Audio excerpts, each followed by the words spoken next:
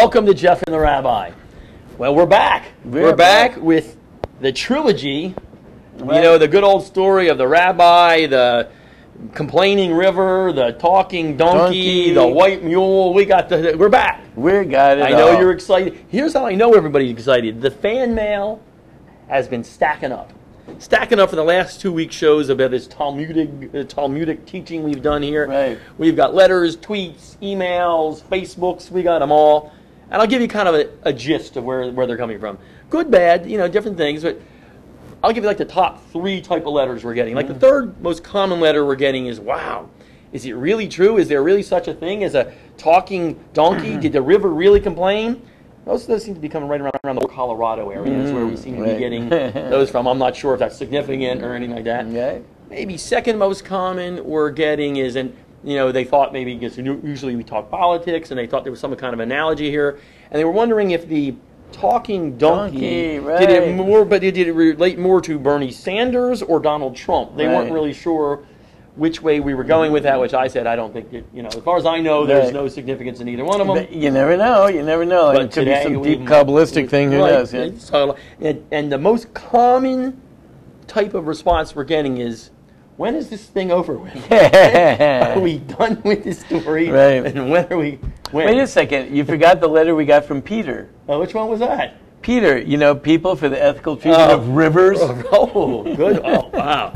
Rabbi, check mark. There you go. You got one there. That's pretty good. That's pretty good. And people are incensed at the way Pinchas Ben Yair just intimidated the poor river into splitting. And the thing is, because a lot of people are saying, listen, if I want to identify as a river, I can identify as a river. Please, That's kind of how we are today. So that's our current events talk of it. So now, the finale of the Rabbi, the river, and the donkey. Okay, like when we last left our intrepid band, Rabbi Pinchas Ben Yair and his donkey were on their way to free the captives. Now, they had gotten across the river, which Rabbi Pinchas Ben Yair had to command to split for him.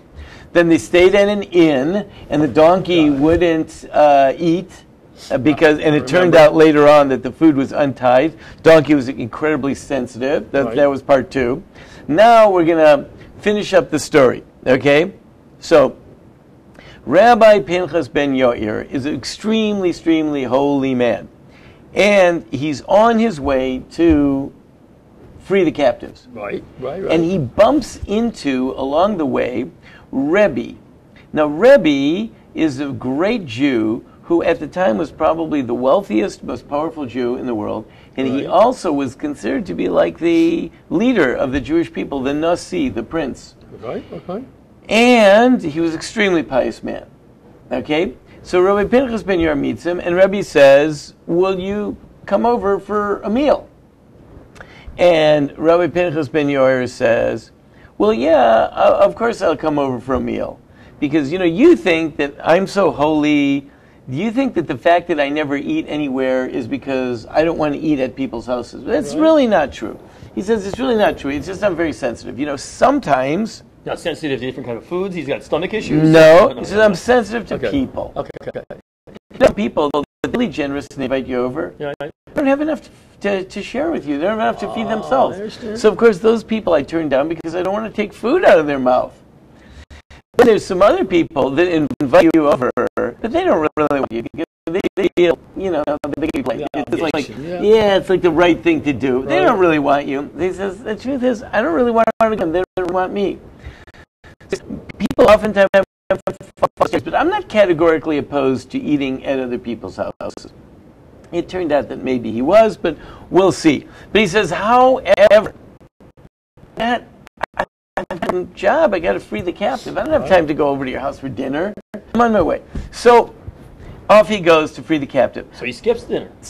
Wow. Amazingly enough, we never find out if he was successful or not. Because the next part of the story, he says, however, right now I'm in a hurry to perform the mitzvah, but on my way back I'll come and visit you. Okay. Next paragraph. On his return... Wow. We don't know. What happened? I mean, on his return, There's a lot of disappointing fans here who've been, sitting here for 3 weeks trying to find out about these captives. Right. Whatever happened to the captives, and, who knows. Okay. Anyway, that's probably, for a sequel, Right. Into the, Well, we want to turn this into, we want to make this into a long-running Number series. 4. Right. Okay, Rabbi Pinchas Ben Yair, the captives. The captives. Right. What happened? Okay, what happened, the truth is they were actually on a spaceship, Right. and it turned into an intergalactic thing, and, We actually do pretty well with that, but anyway. That's right, okay. Right. Well, anyway, so on his return, he came to Rebbe's house. Now, he had told Rebbe he was going to eat at his house on the way back. Came back to the house. But for some reason, he entered into the doorway where nearby the door were standing white mules. In the door, inside or outside? Outside, but on the doorway that he was going in, standing next to the door, outside, not in the house, but outside, he walked past white mules. Okay. He said to Rebbe, "You keep white mules here?" So Rebbe said, "Yeah, I keep white mules." He says, I wouldn't eat in a house with anyone that keeps white mules. I'm with him. I'm with him on this one. Right, okay. Shows here, obviously, Republican. Yeah. Right, won't go in any house where they got mules. I don't want it. Yeah. Okay, maybe. Yeah.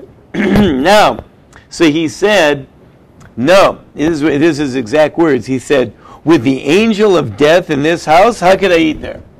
Now, go in there, but okay. what's the angel of death have to do with mules? I don't know. Okay, so here's the deal. Mules are really, really ornery. Mules are known... Thus, as stubborn as a mule. Yes. I've heard that. You got it. I've been told that. And mules are really known to kick. And when they kick, they're really, really powerful kicks. And when people get kicked by a mule, they usually don't recover. Wow, okay. Not only that, mules bite, and they have tremendous pressure. When they bite, they don't break bones, they crush bones. Wow. And when you crush a bone, like if it breaks, you can reset it, but when you crush it, the person's just perpetually crippled forever. Right. So the mules are really ornery and really dangerous. And he says, "You keeping mules in this house? They could kick people, they bite people. It's so dangerous. They're like the angel of death, these mules. I'm not going to eat in any house that perpetuates such a danger." This guy, he knows his stuff, but okay. He is very, very sensitive. Yes. Now, obviously, Rebbe, who was a pretty big rabbi himself, he obviously thought that was okay. Okay, to have the mules, or okay? Yeah, it's okay to have mules because he owned the mules. Right. I mean, they didn't just show up there. I mean, he must have owned mules. Right. And he thought it was okay, but Rabbi Pinchas Ben Yair said, "I wouldn't even eat in the house where they have these mules." Now, what's going on between the two of them? What's the deal? Maybe there's a little bit of competition here. I don't know. Who's the holier God? This is just me thinking from the outside. So that maybe I could walk into your house, or you could walk into my house, and you see something in my house, or maybe in your house, and I'd go I would never allow that in. It's more probable that it would be you seeing something in my house. I would never allow that. Yeah. That would never come through the front door of my house. Right. If that was coming, no, not in my house, right? That, whatever it might be, that does not come to this house. That is too dangerous in my house. Now, some people, let's say some people. We could talk about internet, right? Right. Some people, some people have unfiltered internet. Right. Some people would only allow it if it's extreme filters on. Some people only put the computer in the, some people let the kids have in the bedroom. Some people only in the kitchen. Some people wouldn't even want to have it. True. There are people that I won't even have it in my house. I don't even want it. Different people have different standards. And it's very difficult because some people have one standard, they're really uncomfortable with the other standard. And let's say the kid invites someone to come over and play. So he says, "Well, to tell you the truth, I don't want to send my kid over to play at your house because in my house, let's say we don't allow our kids to use the internet, and in your house, you do. And, right. maybe, or I only allow it to be in my kid, and you allow the kids to have it in the bedroom. And right. I'm not comfortable with that because, I don't like what goes on, that type of thing. And some people say, listen, we're cool. We think we're good with it, we don't believe in pornography any more than you do, but we think we got it under control. Right. And the other person says, well, I don't know how you could have that under control. It's horrible. Well, you know what you say? Say, I know you don't know how I could have it under control, but I think I do have it under control. The other guy says, it's impossible to have it under control. And he says, yes, I do. No, I don't. Yes, I do. Okay, listen, people are different. So this is the big difference here. Right. Between the rabbi with the mule, it's okay to have the mule, and he's saying it's not okay to have the mule. What if he walked into his house, and he saw he's got an AK-47 there. AK-47 loaded. Well? So, excuse me. I'm not walking into a house that's got an AK-47. I'm just uncomfortable even being in it. So you keep inside your house? The thing says, of course I do. Well, what if someone breaks in? I got to have my automatic weapon ready to go. Yeah. Okay. Some people will not walk into a house where there's guns. Other people wouldn't walk in a house where there aren't any guns. Right? Yep. Some people say that's way too dangerous. I've got kids in the house. I would never have a gun. Look at all the gun accidents. And other people say, what do you mean? How can you not have a gun? What about break-ins? Listen, different people view things different ways. Rabbi Pinchas ben Yoyer was really, really sensitive. He said, these mules are dangerous. Now, I know, obviously, there's some purpose to having a mule. So I don't even know what the purpose of a mule is. Well, I guess, they carry stuff around. That's true. You can do that. Maybe they pull wagons or something. I don't know. Yeah, that's true. I'm sure that they're I'll around. Google this after the show. You know what they do?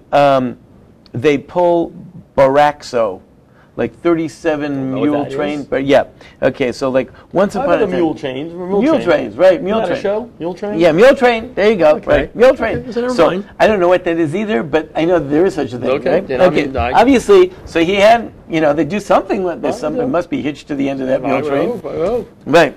So, Rabbi said, I got my mules here. Now, obviously, but they can hurt people. Well, of course. We're very careful. We have signs up, never walk behind the mule. Watch out mules. We keep our mules muzzled. We do, I think I got it under control. Rabbi Pinchas ben Yair said, nope. I'm sorry. I'm not even walking in the door. Okay, now, so here's where it gets interesting. Okay, so Rabbi hears that. When Rabbi heard this, so he said, he went out to see him. He said, I'll sell the mules. Wow, so he's... Please, come to dinner. I'll sell the mules. Right? Wow. He really wants them to come to dinner. Rabbi Pinchas ben Yair said, no, don't put a stumbling block before the blind. If the mules are dangerous, right, you're going to sell them to someone else. Someone else is going to be dangerous. That doesn't help. Oh, wow. Like he says, if you don't like guns, let's say, let's say I'm opposed to guns. Kid down the street, right? I'm opposed to guns. So he says, okay, I'll sell the guns. Well, that's you're putting stumbling blocks. Just a side thought. Rabbi Yair didn't have many friends. You know what? It actually turns out they really didn't. Really? He really didn't. He's a tough guy to please. Right. It gets even tougher. Wow. So he said, if you sell the mules, then whoever the buyer is going to just be in the same problem. Right. I got to think about everyone. So he says, I'll abandon them.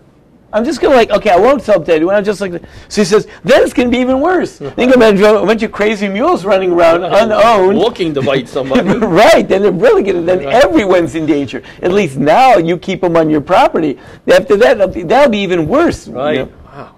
So he said, I'll tell you what. I'll cut the tendon, there's a tendon in their leg, and I'll cut one of the tendons in their leg so that they lose the real punch in their kick. They just won't be able to kick all that hard. They'll still be able to walk around and they'll be able to do their business, but that extra kick, get a kick, right? They won't be able to give that really, really hard kick. So Rabbi Pinchas ben Yair said, what do you think he said to that? At this point, I don't really know about this guy. I'm just not really sure where he's going. He said, you're not allowed to cause pain to animals. No. Suffering. How can you cause suffering to animals? You can't please this guy. No, he's for the single. Mules. He has no wife, I am assuming. He's this guy. See, now he's for the mules, right? He likes the mules. You know, like he doesn't want anyone to own them. Yeah. He doesn't want them abused either. Let's not mess with right? the mules. Yeah. Now he's for the, he wants ethical treatment of mules, right? Wow. Okay. Beat him.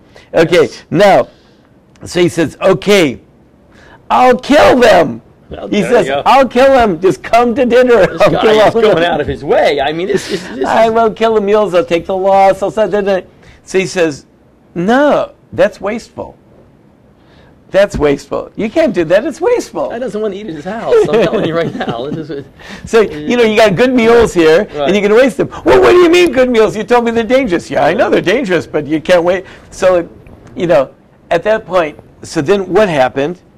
So he says, Rabbi continued pressing him to accept the invitation when suddenly a mountain sprang up between them. Okay. And that was the end of their conversation because you can't talk anymore. He's on the other side of the mountain. I mean, like there's a mountain in between us. Okay. Now, you have to figure that is figurative. I'm assuming that, right? Right. So what does that mean, a mountain came up between them? It means you don't make a mountain out of a mule hill.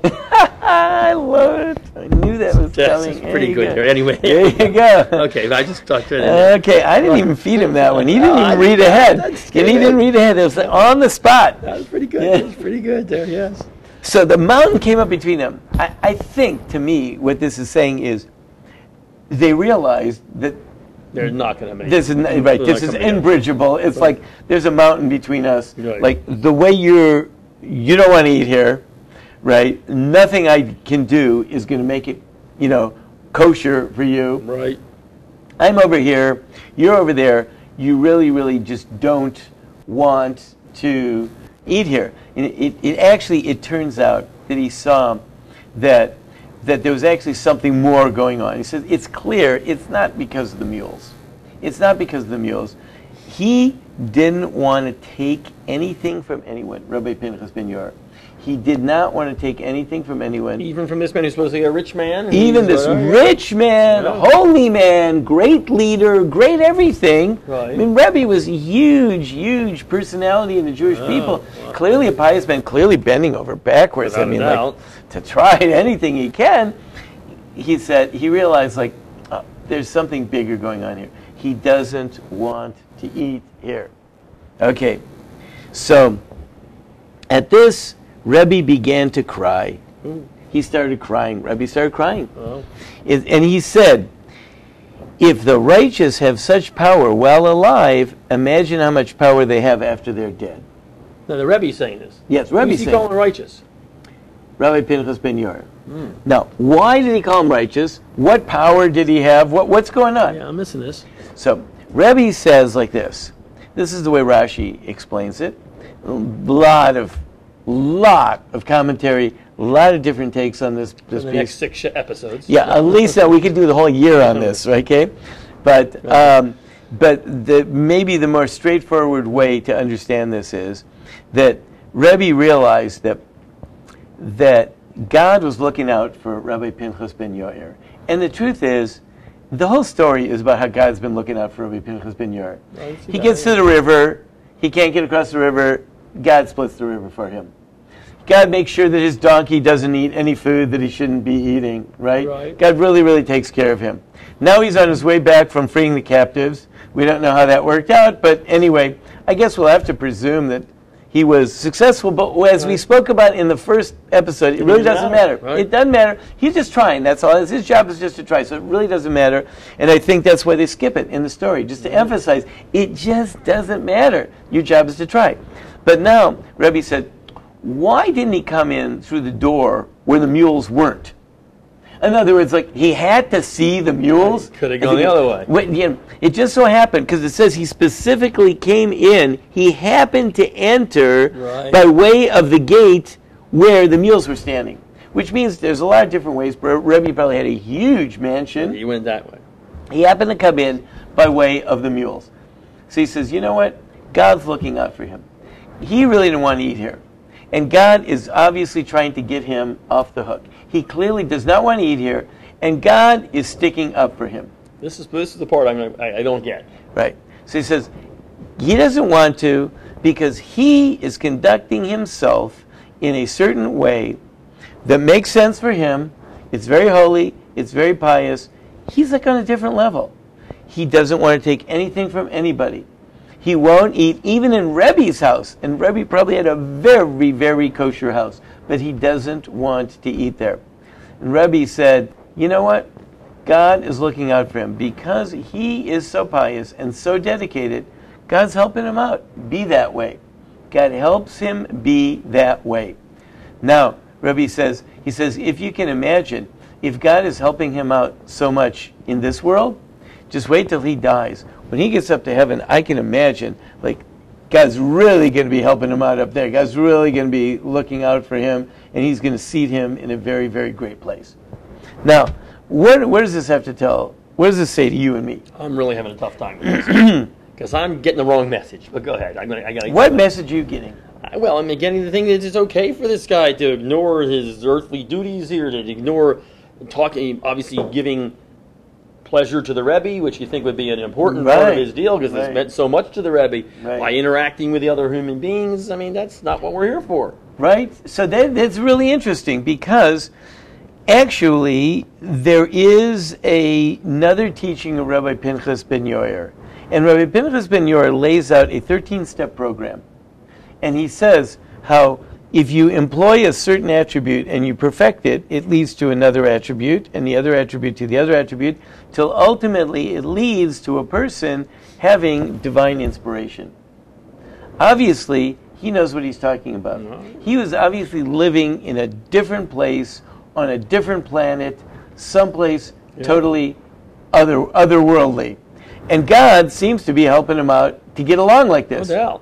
You know, it looks like everywhere he's turning, God is helping him out. Yep. Rabbi says, he's just on a different channel.